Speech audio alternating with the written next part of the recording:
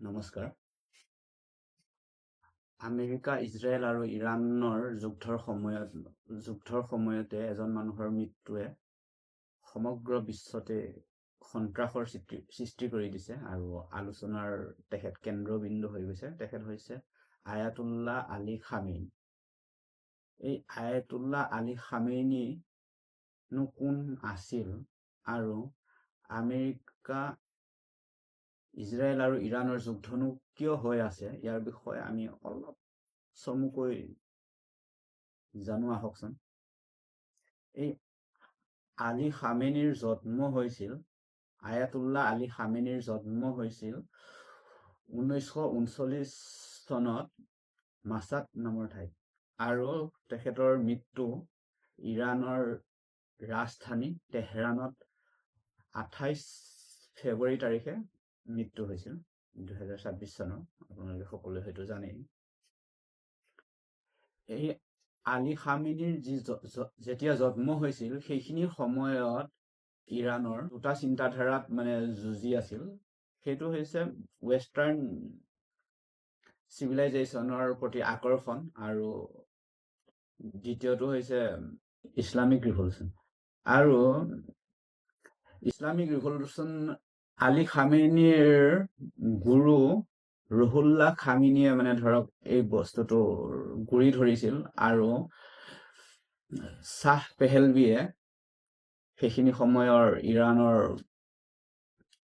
সকলোতকৈ ডাঙৰ নেতা শ্বাহ পেহেলভিৰ পৰিয়ালৰ মানুহখিনিয়ে ৱেষ্টাৰ্ণ চিভিলাইজেশ্যনৰ প্ৰতি তেখেতসকলৰ পদক্ষেপবোৰ ৱেষ্টাৰ্ণ চিভিলাইজেশ্যনৰ প্ৰতি আকৰ্ষণ বুলি বহুতে কয়।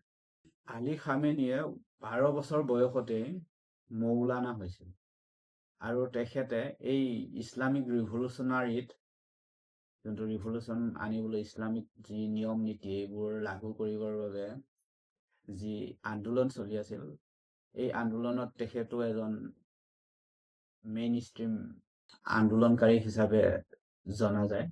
তেখেতে 1981 চনৰ পৰা 1989 চনলৈ ইৰাণৰ ৰাষ্ট্ৰপতিও আছিল আৰু 33 বছৰ 6 মাহ ধৰি তেখেত ইৰাণৰ সকলোতকৈ ডাঙৰ ধৰ্ম নেতা আছিল।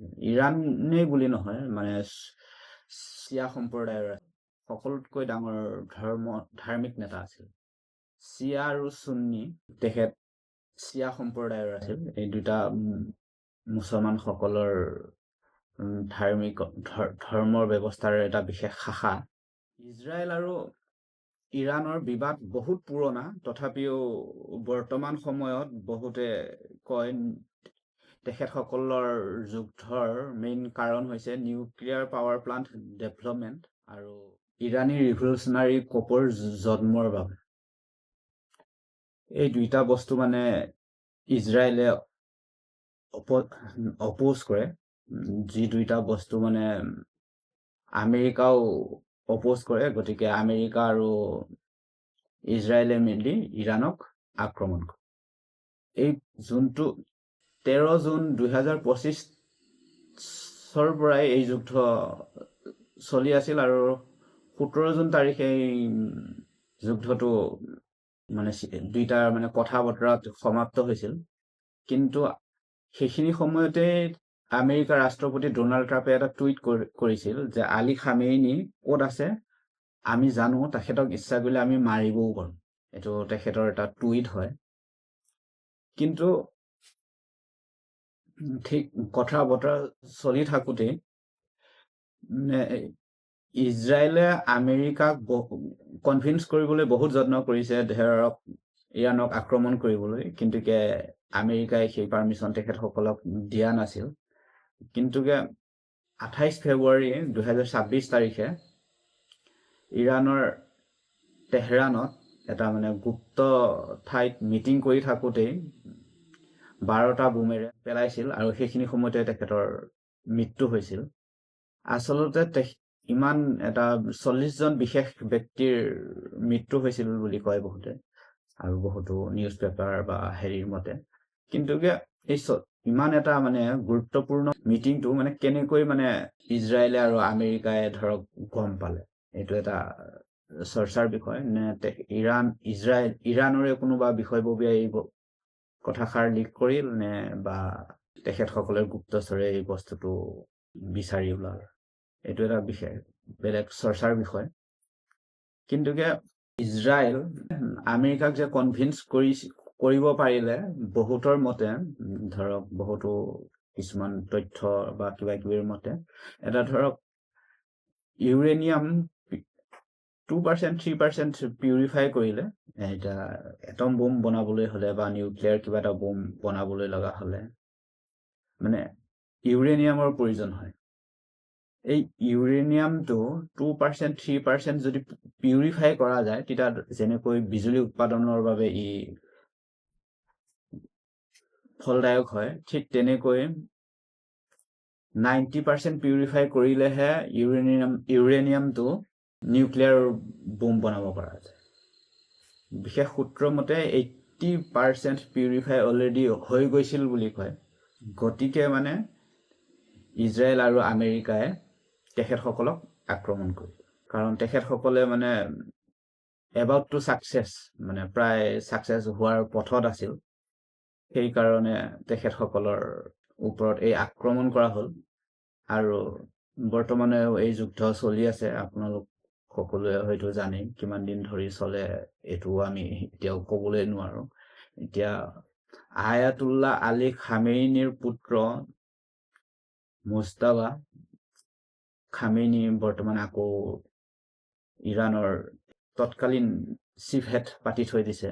গতিকে এই ইছলামিক ৰিভলিউচনাৰী আৰু আমেৰিকা ৱেষ্টাৰ্ণ কালচাৰৰ যি চিন্তাধাৰাৰ অমিল, এই বস্তুটোৱেই তেখেতসকলৰ মাজৰ বিবাদৰ মেইন কাৰণ শ্বাহ পেহেলভীৰ যোনটো পৰিয়াল, তেখেতসকলে আকৌ ইয়াত ইৰাণত আকৌ আহিবলৈ যত্ন কৰিব, কাৰণ তেখেতসকলৰ মতে মানে বহুতো ইৰাণৰ মানুহৰ বাবে মানে এইটো তেখেতসকলৰ বাবে এইটো মানে স্বাধীন, মানে ধৰক ইছলামিক যোনটো ৰুলছ এণ্ড ৰেগুলেশ্যন, ইয়াৰ মতে মানে চলাটো বহুত কঠিন হয়। গতিকে মানে অলপ ইমান ফেনেটিক নহয়, ইমান কাট্টৰ নহয়, মানে অলপ টিভি বা ছ'চিয়েল মিডিয়া বা এইবোৰ ইউজ কৰি আমি নিজকে মডাৰ্ণ কৰি চলিব লাগে। আৰু ইছলামিক যোনটো হেৰি হয়, চিন্তাধাৰা হয়, তেখেতসকলৰ যোনটো চিন্তাধাৰা, তেখেতসকলৰ মানে ওমেন্স এডুকেশ্যন বা তেখেতসকলৰ যি পিন্ধা উৰা বা আমাৰ ল'ৰাবিলাকৰো ল'ৰা মানুহবোৰৰো যোনবিলাক মানে পিন্ধা উৰা, খোৱা বোৱা, এইবোৰৰ প্ৰতি যি নৃত্য গীত কলা, এইবোৰৰ প্ৰতিও মানে তেখেতসকলৰ কিছুমান পাবন্ধী আছে। গতিকে মানে বহুতে ৱেষ্টাৰ্ণ কালচাৰটো ভাল পায় আৰু বহুতে ইছলামিক কালচাৰটোক ভাল পায়। গতিকে যিসকল ব্যক্তিয়ে মানে ৱেষ্টাৰ্ণ কালচাৰটোক ছাপোৰ্ট কৰে, তেখেতসকলে আলী খামেইনিৰ মৃত্যুত তেখেতসকলে ভাল পোৱাটো স্বাভাৱিক হয়। আৰু যিসকলে ইছলামিক ৰিভলিউচনাৰী বা ইছলামিক যি ৰুলছ এণ্ড ৰেগুলেশ্যন, সেই বস্তুটোক মানে ফ'ল' কৰে, তেখেতসকলে আলী খামেইনিৰ নিচিনা এটা নেতা হেৰুৱাটো তেখেতসকলৰ বাবে এটা নিৰাশজনক খবৰ। কাৰণ দুয়োটা চিন্তাধাৰা একেলগে নচলে আৰু বিবাদ থাকিবই। এই বিবাদৰ সমান্তৰালকৈ ইৰাণৰ প্ৰতি দৃষ্টিভংগী কোন দিশত যায়, এইটো লক্ষণীয় হ'ব। ধন্যবাদ।